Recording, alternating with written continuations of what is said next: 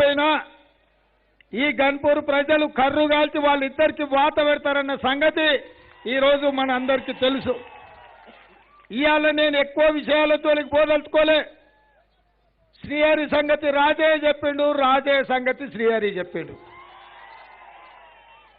ఎవరు ఎట్లాటోళ్ళో మనం ఎవరని చెప్పాల్సిన పని లేదు. శ్రీహరి గారి గురించి తెలుసుకోవాలంటే రాజే చెప్పిన విషయాలన్నీ వినాలి. అది ఎన్కౌంటర్లు కావచ్చు, 100 కోట్ల రూపాయల ఆస్తులు కావచ్చు. అదేవిధంగా రాజే గురించి ఆయన రాజేనా కృష్ణయ్యనా ఏందో నాకైతే తెలియదు, కానీ శ్రీహరి గారే రాజే గారి గురించి చెప్పారు. వీళ్ళిద్దరికి ఇంకొక గొప్ప సారూప్యత ఉన్నది. ఆయన ఉప ముఖ్యమంత్రిగా పనిచేసిండు, ఉద్యోగం ఊడగొట్టుకున్నాడు. ఈయన ఉప ముఖ్యమంత్రిగా పనిచేసిండు, ఈయన ఉద్యోగం ఊడిపోయింది. వీళ్ళిద్దరి జాతకాలు, వీళ్ళిద్దరి గుణగణాలు చంద్రశేఖరరావుకు తెలుసు కాబట్టి ఓసారి ఉద్యోగం ఇచ్చి అర్ధాంతరంగానే ఇద్దరికి ఉద్యోగాలు ఊడగొట్టిండు. ఈయనని ఎంపీగా అర్ధాంతరంగా ఇంటికి పిలిచిండు, మంత్రేసి మల్లవిచ్చిండు. రాజయ్యను కూడా మెక్కిండు, మంది సొమ్మని పందికొక్కులాక బలిచిండని వాళ్ళే మంత్రిగా భర్తరం చేసిండు. మరి అట్లాంటి వాళ్ళు ఇవాళ స్టేషన్ గన్పూర్ నుంచి ఎమ్మెల్యేలుగా అయితే మన గౌరవం ఉంటుందా? మీరు ఒక్కసారి ఆలోచన చేయండి. ఇవాళ సొంత పార్టీ నాయకుడికే వీళ్ళ మీద నమ్మకం లేదు, విశ్వాసం లేదు. వీళ్ళని విశ్వసించొద్దు, వీళ్ళని నమ్మొద్దు. వీళ్ళు ఎమ్మెల్యేలుగా ఉండడానికి అర్హత లేదు, మంత్రులుగా కొనసాగడానికి వీళ్ళకు హక్కు లేదు అని చెప్పి చంద్రశేఖరరావు నిర్ణయించాడు. ఇవాళ మీరు ఆలోచన చేయండి. ఇదే కడియం శ్రీహరి గారు విద్యాశాఖ మంత్రిగా పనిచేశారు, మీకు మాత్రం డిగ్రీ కాలేజీ తీసుకురాలి. ఇదే మంత్రులు వీళ్ళు వైద్య ఆరోగ్య శాఖ మంత్రిగా పనిచేసిండ్రు, మీకు మాత్రం 100 పడకల ఆసుపత్రి తీసుకురాలి. మీ పిల్లల్ని మాత్రం ఎన్కౌంటర్లు చేసి AK-47 తుపాకీ తూటాలకు బలి తీసుకున్నారు. మరి ఈ పరిస్థితిలో ఇవాళ చదువుకున్న మహిళగా, చైతన్యం ఉన్న మహిళగా సోనియా గాంధీ గారు అండగా నిలబడి ఇందిరమ్మను మీ అభ్యర్థిగా నిలబెట్టారు, మీరు గెలిపించండి. మీ స్టేషన్ గన్పూర్కు 100 పడకల ఆసుపత్రి, డిగ్రీ కాలేజీ ఇచ్చే బాధ్యత నేను తీసుకుంటా, మీకు మాట ఇస్తున్నా. నేను గన్పూర్ ప్రజలకు గ్యారంటీ ఇస్తున్నా, నాది గ్యారంటీ. ఈ గ్యారంటీ మీద సాక్షి సంతకం మా అద్దంకి దయాకర్ పెడుతుండు. మీకు 100 పడకల ఆసుపత్రి ఇచ్చి మీకు డిగ్రీ కాలేజీ కట్టించే బాధ్యత నేను తీసుకుంటా. ప్రభుత్వం వచ్చిన మొదటి సంవత్సరంలోనే ఈ 2 పనులు చేపించే బాధ్యత నాదే అని నేను ఈరోజు మీకు అందరికి తెలియజెప్పదలుచుకున్నా. మిత్రులారా, ఇవాళ కేసీఆర్, కేటీఆర్, కవితమ్మ, హరీష్ రావు గారు, కడియం శ్రీహరి గారు, రాజయ్య గారు ఊర్లో పిచ్చి కుక్కలు తిరిగినట్టు సందు సందు తిరుగుతున్నారు.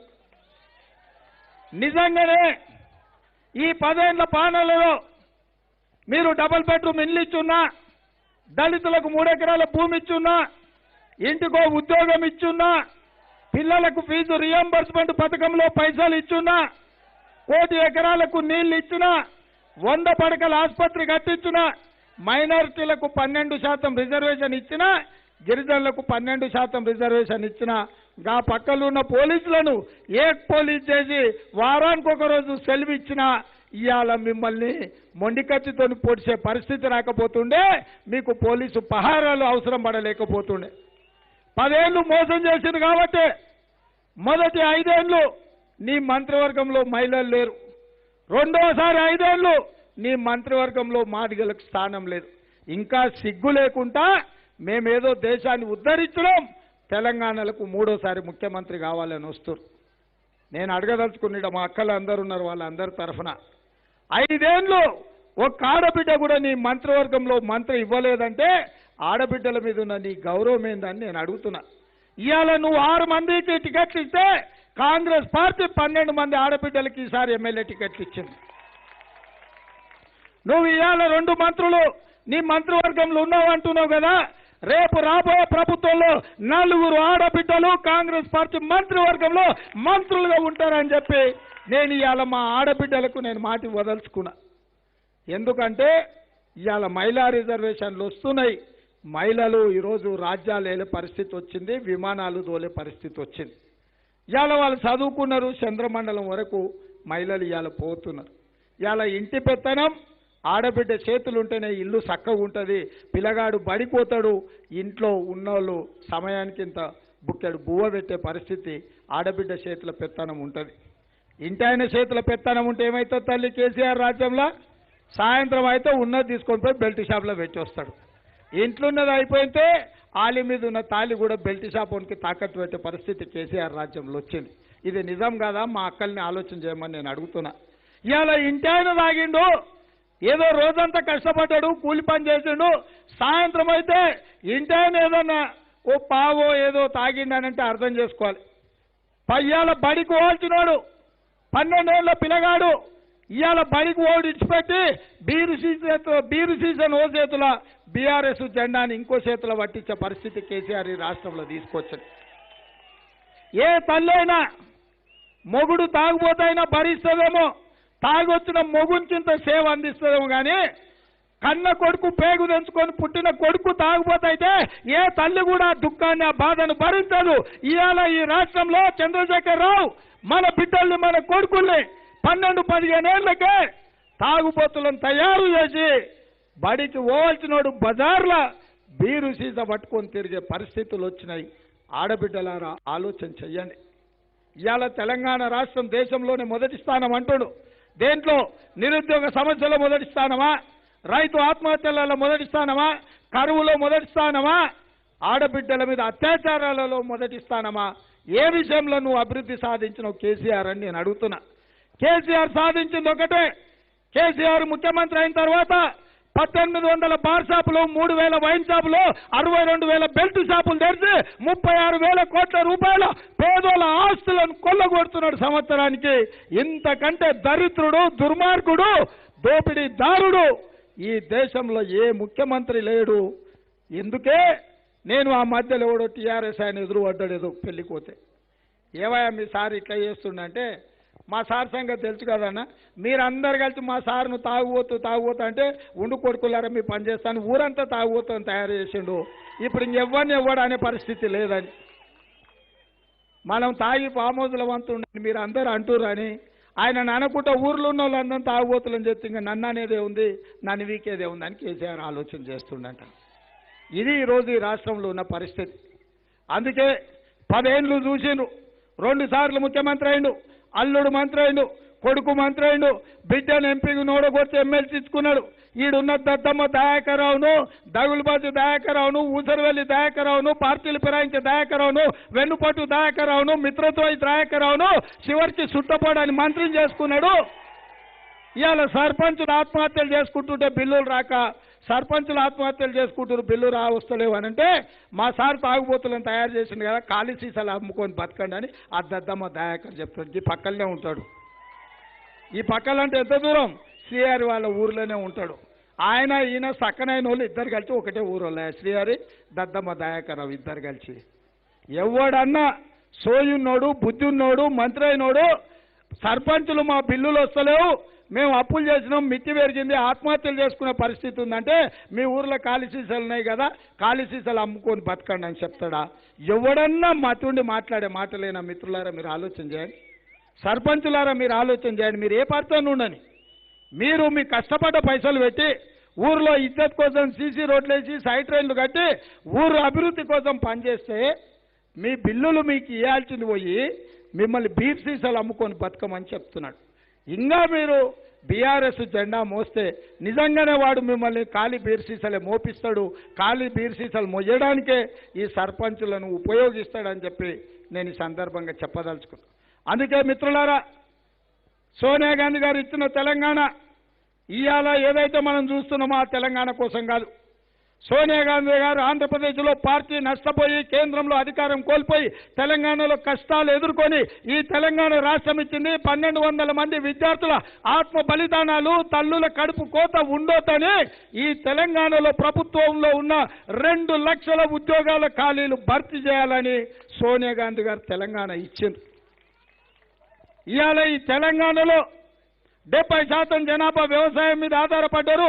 ఆ రైతులు పండించే పంటను చివరి గింజ వరకు కనీసం మద్దతు ధర ఇచ్చి మీ పంటలు కొనుగోలు చేసి మీ రైతుల జీవితాలలో వెలుగులు నింపాలని మీ కళ్ళలలో ఆనందం చూడాలని సోనియా గాంధీ గారు తెలంగాణ ఇచ్చిండ్రు.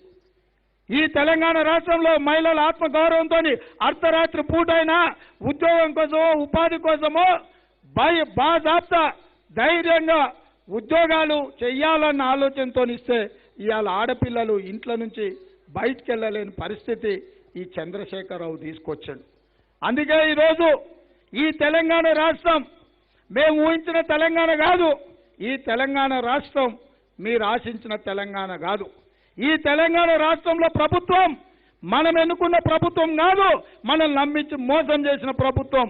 ఈ తెలంగాణ ప్రభుత్వం మనకు మాట ఇచ్చి నట్టేట ముంచి ఇవాళ ఈ తెలంగాణ రాష్ట్రాన్ని దోసుకున్న ప్రభుత్వం, దోపిడి దొంగల ప్రభుత్వం, దండుపాలెం ముఠా ప్రభుత్వం. ఇవాళ దండుపాలెం ముఠాను పొలిమేర్లు దాటే వరకు తరమాలి. ఒకవేళ ఈ పరిస్థితి ఇప్పుడు రాకపోతే, ఈ ఎన్నికల్లో కాంగ్రెస్ గెలవకపోతే ఈ తెలంగాణ రాష్ట్రంలో ఉన్న 30 లక్షల మంది నిరుద్యోగ యువకులు ఈ ప్రభుత్వం మీద కొట్లాడి అలసిపోయి ఇక అడవి బాట పట్టే పరిస్థితి వస్తుంది. ఈ అడవి బాట పట్టే పరిస్థితి వస్తే ఈ ప్రభుత్వంలో ఒక్కడు కూడా ఉండడు అని చెప్పి నేను ఈ ప్రభుత్వాన్ని హెచ్చరించదలుచుకున్న మిత్రులారా. ఇవాళ 30 లక్షల మంది విద్యార్థులను, 30 లక్షల మంది నిరుద్యోగ యువకులను అడవి వెళ్ళడానికో, అడవి బాట పట్టడానికో, అడవిలో అన్నలు కావడానికో తెలంగాణ రాష్ట్రం ఇయ్యలే కాంగ్రెస్ పార్టీ. ఉద్యోగులై, డాక్టర్లై, లాయర్లై, ఇంజనీర్లై, సైంటిస్టులై, ఐఏఎస్లై, ఐపీఎస్లై, ఐఆర్ఎస్లై ఈ రాష్ట్రాన్ని అభివృద్ధి పదం వైపు నడపడానికి కాంగ్రెస్ పార్టీ తెలంగాణ రాష్ట్రం ఇచ్చింది. ఇవాళ రాష్ట్రంలో ఈ నిరుద్యోగ యువకులు 10 ఏండ్ల నుంచి ఉద్యోగం రాక, పెళ్లి చేసుకోక, ఇంటికి పోయి కన్న తల్లిదండ్రులకు ముఖం చూయించలేక అశోక్ నగర్లను, దిల్సుఖ్ నగర్లను, కుక్కట్పల్లిను, అమీర్పేటల్లో ఆత్మహత్యలు చేసుకొని చచ్చిపోతున్నారు. మొన్నటికి మొన్న ఆడబిడ్డ ప్రవల్లిక చచ్చిపోతే ఆ పిల్ల మీద బద్నాం మోపిరు. మన బిడ్డ అయితే అట్లా చేస్తామా? ఉద్యోగం కోసం ప్రభుత్వము పరీక్షలు వాయిదా వేస్తే తల్లిదండ్రులకు మోహం చూయించుకోలేక ఒక బలహీన వర్గాల బిడ్డ ఆత్మహత్య చేసుకుంటే ఆ కుటుంబాన్ని ఓదార్చాల్సింది పోయి, ఆ కుటుంబాన్ని ఆదుకోవాల్సింది పోయి, ఆ కుటుంబం మీద, ఆడబిడ్డ మీద అబండాలు వేసి ఆ అమ్మాయి గౌరవాన్ని, వాళ్ళ తల్లిదండ్రుల ప్రతిష్టను ఇవాళ బజార్లో తాకట్టు పెట్టే పని ప్రభుత్వం చేసింది. ఇది న్యాయమా అని నేను అడుగుతున్న కేసీఆర్. నా బిడ్డో, నీ బిడ్డో, నా చెల్లో, నీ చెల్లో అయితే ఈ విధంగా మనం మాట్లాడతామా? ఈ విధంగా ఇట్లా చర్చ పెడతామా అని నేను అడుగుతున్నా. అందుకే ఈరోజు పాపం పండింది. శిశుపాలుడు కూడా 100 తప్పుల తర్వాత శిరచ్ఛేదనం జరిగింది. ఇవాళ ఈ తెలంగాణ పాపాల బైరోడు కల్వకుంట్ల చంద్రశేఖరరావు 100 తప్పులు పూర్తయినాయి. ఈ ఎన్నికల్లో శిరచ్ఛేదనం జరగాల్సిందే, బీఆర్ఎస్ నేల కూలాల్సిందే, ఇందిరమ్మ రాజ్యం రావాల్సిందే, గణపురంలో ఇందిరమ్మ గెలవాల్సిందే అని చెప్పి నేను ఈ మిత్రులకు నేను చెప్పదలుచుకున్నా. మా అక్కలు అనుకోవచ్చు, సోనియమ్మ ఇచ్చింది, ఇందిరమ్మ గెలిచింది, మాకేం వచ్చింది సార్ అని. అందుకే ఇందిరమ్మ రాజ్యంలో ఇంటి పెత్తనం ఆడబిడ్డ చేతులు ఉండాలి. ఆడబిడ్డ చేతుల నగదు ఉన్నప్పుడే పిల్లలు బడిపోతారు, ఇంటికి చుట్టం వస్తే ఇంత మర్యాద ఉంటుంది అనే ఆలోచనతోటి మహాలక్ష్మి పథకం ద్వారా ప్రభుత్వ ఉద్యోగం చేసేవాడికి ప్రతి నెల 1వ తారీఖు నాడు జీతం ఎట్లొస్తుందో మా ఆడబిడ్డలు, మా అక్కల ఖాతాలల్లో ప్రతి నెల 1వ తారీఖు నాడు 2500 రూపాయలు మీ ఖాతాలో వేయాలని ఇవాళ కాంగ్రెస్ పార్టీ నిర్ణయం తీసుకున్నది, సోనియమ్మ ఆదేశించింది. ఇదే కాదు, ఆ ఎల్ల మీరు కట్టెల పొయ్యి మీద వంట వండుతుంటే పచ్చి కట్టెల పొయ్యిలో పెడితే ఆ పొగ మీకు గొంతులోకి పోయి, ఊపిరితిత్తులకు పోయి క్యాన్సర్ వచ్చి చచ్చిపోతుంటే ఆడబిడ్డల కన్నీళ్లు తుడవడానికి సోనియమ్మ దీపం పథకం ద్వారా గ్యాస్ పొయ్యి సిలిండర్ మీకు ఇచ్చి 400 రూపాయలకే ఆ ఎల్ల సిలిండర్ ఇచ్చింది సోనియమ్మ. ఇవాళ కేసీఆర్, మోడీ కలిసి 1200 చేసిండ్రు సిలిండర్ ధర. అంతేనాక ఎంత కొంటున్నావు? 1200 కదా. మరి సంసారం ఎట్లా నడుస్తుంది అక్క నువ్వు చెప్పు? అందుకే ఇవాళ 1200 కాదు, ఈ నెల కొంటే 1200, వచ్చే నెల 9వ తారీఖు నాడు ఇందిరమ్మ రాజ్యం ఏర్పడి 500 రూపాయలకే వచ్చే నెల నుంచి మీకు సిలిండర్ ఇచ్చే బాధ్యత కాంగ్రెస్ పార్టీ తీసుకుంటుంది. అదేవిధంగా ఇవాళ రైతు బంధు కాంగ్రెస్ వస్తే బంద్ అవుతుంది అంటున్నాడు. నీ బొందేం కాదు కేసీఆర్. కాంగ్రెస్ వస్తే రైతు భరోసా ఇస్తాం. ప్రతి ఎకరాకు ప్రతి రైతుకు ప్రతి సంవత్సరం 15,000 రూపాయలు రైతులకిచ్చే బాధ్యత, రైతు భరోసా పథకాన్ని అమలు చేసే బాధ్యత కాంగ్రెస్ పార్టీ తీసుకుంటుంది. భూమి ఉన్నోడికే కాదు, భూమి కౌలుకు దున్నుకునేటోని కూడా ఎకరాకు 15,000 రూపాయలు ప్రతి సంవత్సరం ఇచ్చే బాధ్యత ఇవాళ కాంగ్రెస్ పార్టీ తీసుకున్నది. సోనియమ్మ ఆదేశించింది. చాలామంది గ్రామాలకు పోయినప్పుడు నేను పాదయాత్రలో చూసిన, ఈ ప్రాంతాన్ని కూడా వచ్చిపోయిన పాదయాత్రలో స్టేషన్ గన్పూర్లో కూడా సమావేశం పెట్టిన. నడుస్తుంటే నేను కూలీలతో మాట్లాడినా, అయ్యా సారు, భూమి ఉన్నోనికే పైసలు ఇవ్వబడుతుంది, భూమి ఉన్నోనికే ధరలు పెరిగాయి, భూమి ఉన్నోనికే కరెంటు ఇవ్వబడుతుంది, భూమి ఉన్నోనికే నీళ్ళు ఇవ్వబడుతుంది, ఏమి లేని మా పరిస్థితి ఏంటి సార్, మమ్మల్ని ఏం ఆదుకోరా, మా ఓట్లు అక్కర్లేదా, మేము మనుషులం కావా, మేము బతుకొద్దా ఈ రాష్ట్రంలో అని అడిగారు. వాళ్ళ ఆవేదన నాకు అర్థమైంది. ఉపాధి హామీ కూలికి పోయేటోళ్ళు, రోజు కూలీలకు పోయేటోళ్ళ బాధ నాకు అర్థమైంది. నేను సోనియమ్మకు, రాహుల్ గాంధీకి చెప్తే వాళ్ళను కూడా ఆదుకోవాల్సిందే. అందుకే ప్రతి సంవత్సరం ఉపాధి హామీ కూలికి పోయే ప్రతి కూలీకి ప్రతి సంవత్సరం 12,000 రూపాయలు ఇవ్వాలని ఇవాళ కాంగ్రెస్ పార్టీ నిర్ణయం తీసుకున్నది. అదేవిధంగా 2004 కంటే ముందు చేవెళ్ల నుంచి ఇచ్చాపురం వరకు రాజశేఖర రెడ్డి గారు పాదయాత్ర చేసేటప్పుడు తెలంగాణ రైతాంగం కలిసి కన్నీళ్లు పెట్టుకొని కాలిపోతున్న మోటార్లు, పేలిపోతున్న ట్రాన్స్ఫార్మర్లు, ప్రభుత్వాలు పెడుతున్న అక్రమ కేసులు, కరెంటు బిల్లులు, ఆత్మహత్యలు రాజశేఖర రెడ్డి గారు చెప్తే రాజశేఖర రెడ్డి గారు సోనియమ్మ అనుమతితోని 2004లో ఎల్బీ స్టేడియంలో ముఖ్యమంత్రిగా ప్రమాణ స్వీకారం చేసిన మొదటి రోజే రైతులకు నాణ్యమైన విద్యుత్తు 9 గంటలు ఉచితంగా ఇవ్వడమే కాకుండా 1,200 కోట్ల రూపాయల బకాయిలు రద్దు చేసి అక్రమ కేసులను తొలగించిన చరిత్ర కాంగ్రెస్ పార్టీ. అందుకే ఈ రైతాంగాన్ని ఆదుకోవడానికి ఇప్పుడు కాంగ్రెస్ పార్టీ 24 గంటల నాణ్యమైన ఉచిత విద్యుత్తు ఇవ్వాలి అని చెప్పి ఇవాళ కాంగ్రెస్ పార్టీ నిర్ణయం తీసుకున్నది. కొట్టండి సప్పట్లు. ఆనాడు 9 గంటలు, ఈనాడు 24 గంటలు ఉచిత విద్యుత్తు. వాడొచ్చి వీడొచ్చి మనకు చెప్తున్నారు. ఇక వాళ్ళని చూస్తే నాకు నవ్వాలనో ఏడవాలనో అర్థమవుతలేదు. తాతకే దగ్గు నేర్పుతున్నారు. ఉచిత కరెంటు గురించి కాంగ్రెస్ వాళ్ళకి చెప్తారా?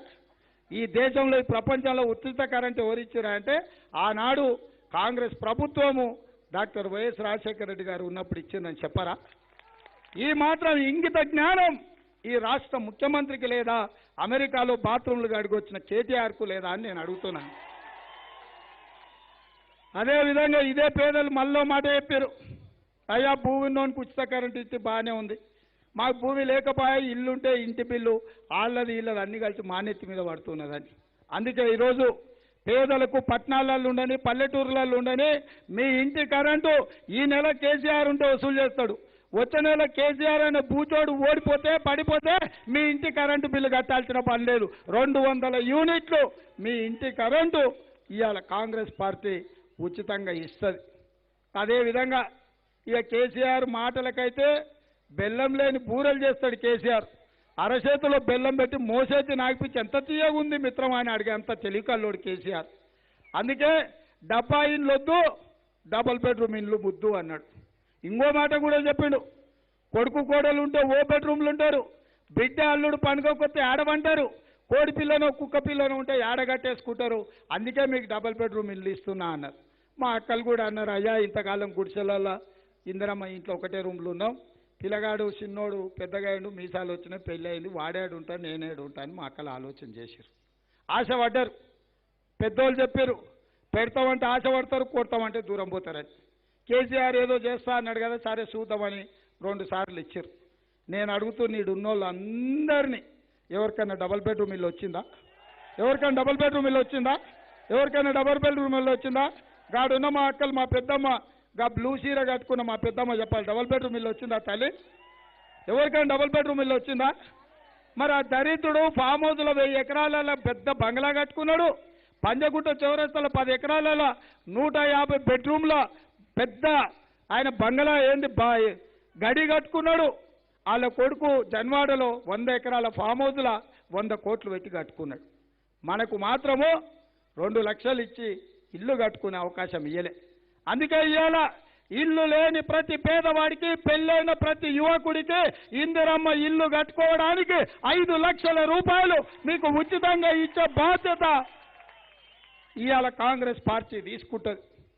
అదేవిధంగా చాలాసార్లు పేపర్లో చూస్తుంటా, ఎంబీబీఎస్లో ర్యాంక్ వచ్చింది కానీ ఫీజులు కట్టుకోనికే పైసలు లేవు, ఇంజనీరింగ్లో ర్యాంక్ వచ్చింది కాబట్టి ఫీజులు కట్టుకోనికే పైసలు లేవు, కాలేజీలో చేరిండ్రు కానీ కంప్యూటర్ కొనుక్కోనికే పైసలు లేవు, ఎవరైనా ఉంటే సాయం చేయండి అని పేపర్లలో టీవీలలో అప్పుడప్పుడు వేస్తుంటారు. అందుకే చదువు మీద పెట్టేది ఖర్చు కాదు, పెట్టుబడి. వాడు చదువుకుంటే డాక్టరో, లాయరో, ఇంజనీరో అయ్యి పెద్దోడు అయ్యి దేశానికి సేవ చేస్తాడు, కుటుంబానికి పెద్ద దిక్కు అవుతాడు. అందుకు చదువుకునే పిల్లలకు 5 లక్షల రూపాయల వరకు బ్యాంకు గ్యారంటీ కార్డు ఇచ్చి మీ చదువుల ఫీజుల కోసం, మీ కంప్యూటర్ల కోసం, మీ ల్యాప్టాప్ల కోసం, మీకు అవసరమైన విద్యను ఖర్చు పెట్టుకోవడానికి 5 లక్షల రూపాయలు విద్యార్థులకు ఇచ్చే బాధ్యత ఇవాళ కాంగ్రెస్ పార్టీ తీసుకున్నది. అదేవిధంగా ఇవాళ ఇక్కడ నేను రోజు మీటింగ్లలో చూస్తున్నా, ఏడ చూసినా 20 ఏళ్ళ నుంచి 35 ఏళ్ళు 40 ఏళ్ళ లోపటోళ్ళు కనిపిస్తారు. 60 ఏళ్ళోళ్ళు పింఛన్ వచ్చేటోళ్ళు తక్కువ మంది కనిపిస్తారు. ఎవరైనా ఉన్నారా పింఛన్ వచ్చేటోళ్ళు? ఎవరు పెన్షన్ వచ్చేటోళ్ళు లీడ్ ఎవరైనా ఉన్నారా? పోనీ మీ ఊర్లో ఎంత ఇస్తారు పింఛను? ఇంతే కదా, ఇంతనే కదా. ఇవాళ పెన్షను కేసీఆర్ ఉంటే మీకు ఇంత, సోనియమ్మ రాజ్యం వస్తే మీకు ఇంత. కేసీఆర్ ఉంటే 2, ఇందిరమ్మ వస్తే 4. ఆ ఇందిరమ్మ రాజ్యం కానీ ఈ ఇందిరమ్మ రాజ్యం కానీ. అందుకే మా పెన్షన్ వచ్చే మా పెద్దమ్మలకు, మా పెద్దయ్యలకు నేను ఒకటే మాట చెప్పదలుచుకున్నా. బొచ్చడు పైసలు ఉన్నాయి ప్రభుత్వం దగ్గర, 2.5 లక్షల కోట్ల ఆదాయం ఉంది. మీ పేదోళ్ళకి 4,000 ఇస్తే మునిగేది ఉందా? ఆ దరిద్రుడు ఇంతకాలం దాచిపెట్టుకున్నాడు. మేము 4,000 అయినాక అర్రాజు పాట వాడినట్టు ఇప్పుడు 5,000 అంటున్నాడు. ఎవరు నమ్ముతాడా? కూడా నమ్ముతాడా? అందుకే ఇవాళ ప్రతి పేదవాడికి ప్రతి నెల జీతం ఇచ్చినట్టుగా 4,000 రూపాయలు ఈ పేదోళ్లకు పెన్షన్ ఇచ్చే బాధ్యత ఈరోజు కాంగ్రెస్ పార్టీ తీసుకున్నది. మీరందరూ కొట్టండి చప్పట్లు గట్టిగా సోనియమ్మకు. ఆయనలో రాజశేఖర రెడ్డి గారు సర్కారు దవాఖానకు పోయి చచ్చిపోతుంటే చూసి అపోలో యశోదలో మీరు వైద్యం చేయించుకోవాలని రాజీవ్ ఆరోగ్యశ్రీ పథకం ద్వారా 2 లక్షల రూపాయలు మీకు ఉచితంగా వైద్యం అందించారు. 20 ఏళ్ల కింద 2 లక్షలు. ఇవాళ ధరలు ఎట్లా పెరిగినాయి?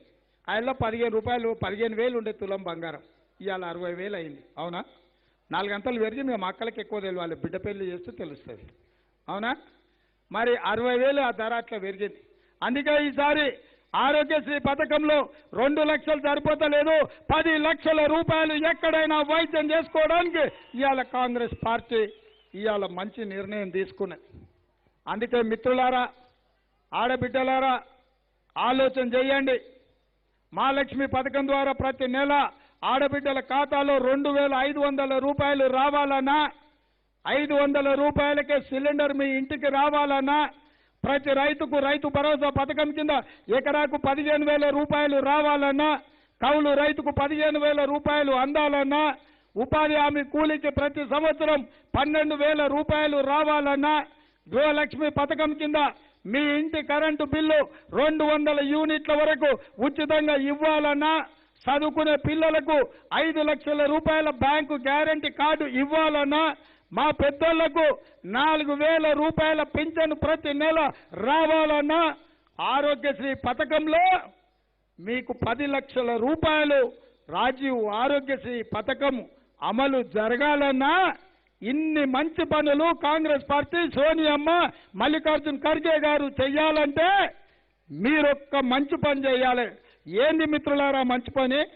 ఏంది ఏంది ఏంది ఏంది ఏంది ఏంది మంచి పని చేయాలి? చేయి ఉన్న వాళ్ళందరూ ఇట్లా చేయి పైకెత్తాలి.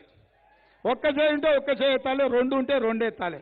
2 ఉంటే దాచిపెట్టుకుంటే కుదరదు. ఇగో ఇందిరమ్మనే ఎత్తింది, ఇంకా మీరెంతనే ఎత్తాల్సిందే అందరూ. జై కాంగ్రెస్, జై జై కాంగ్రెస్. ఆస్తం గుర్తుకే, ఆస్తం గుర్తుకే ఇందిరమ్మను 25,000 మెజార్టీతోని స్టేషన్ గన్పూర్లో గెలిపించండి. ఇందిరమ్మను గెలిపిస్తే సోనియమ్మను గెలిపించినట్టే. ఇప్పుడు 2 స్లోగన్లు ఉన్నాయి, కూసోరు కూసోరు అయిపోలే, అప్పుడు ఏడైపోయింది, లేస్తూనే ఉన్నారు, దావతుంది అయింది, ఏం లేదు కదా. అందుకే జరసేపు ఆగు. నేను మార్పు కావాలి అంటే మీరు కాంగ్రెస్ రావాలి అనాలి. సిద్ధమేనా? సిద్ధమేనా? సిద్ధమేనా? సిద్ధమేనా? సిద్ధమేనా? సిద్ధమేనా? మార్పు కావాలి. ఇంత చప్పగా అంటే ఎట్లనా? మార్పు కావాలి, మార్పు కావాలి, మార్పు కావాలి, మార్పు కావాలి, మార్పు కావాలి, మార్పు కావాలి. మీడియా మిత్రులను కూడా మార్పు కావాలి, మార్పు కావాలి, మార్పు కావాలి, మార్పు కావాలి. మా పోలీసు వాళ్ళకు కూడా మార్పు కావాలి, మార్పు కావాలి, మార్పు కావాలి, మార్పు కావాలి, మార్పు కావాలి. ఇంకొకటి కూడా ఉన్నది. నేను బాయ్ బాయ్ అంటే మీరేమనాలి? సిద్ధం కదా అందరు కదా? Bye bye, bye bye, bye bye.